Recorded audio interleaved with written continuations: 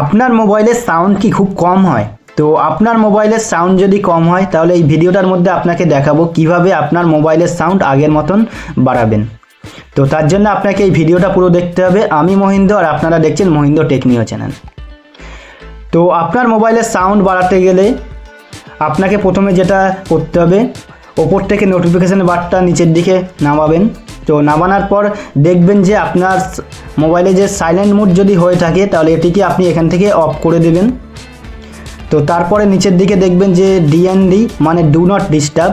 তো do not ডিস্টার্বটা যদি আপনার মোবাইলে অন হয়ে থাকে তাহলে এটিকে আপনারা এখানে অফ করে দেবেন।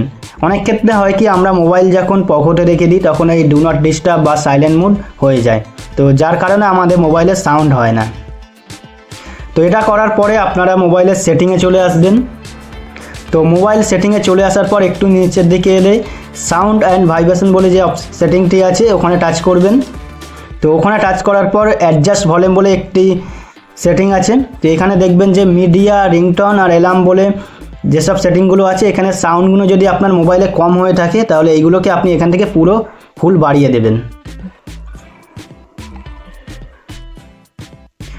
তো এগুলো বাড়িয়ে দিলে আপনার মোবাইলের সাউন্ড ঠিক আগের মতন চলে আসবে।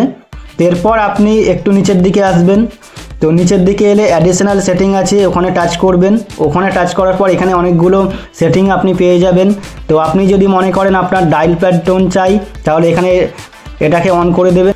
তো যেগুলো আপনার পছন্দ মতন লাগবে সেগুলোকে আপনি এখান থেকে অন করে দেবেন। তো এরপর আপনারা এখান থেকে ব্যাক করে নেবেন। তো ব্যাক করে নেওয়ার পর নিচের দিকে সাউন্ড এফেক্ট বলে একটি সেটিং আছে, এখানে টাচ করবেন। তো এখানে টাচ করলে ডলবি অ্যাটমস বলে একটি সেটিং আছে, এটি যদি আপনার মোবাইলে অফ হয়ে থাকে তাহলে এটিকে আপনারা এখান থেকে অন করে দেবেন। তো এই কটা সেটিং যদি আপনারা আপনাদের মোবাইলেতে করে দাও তাহলে দেখবেন যে আপনাদের মোবাইলের সাউন্ড আগের থেকে অনেক বেশি বেড়ে যাবে।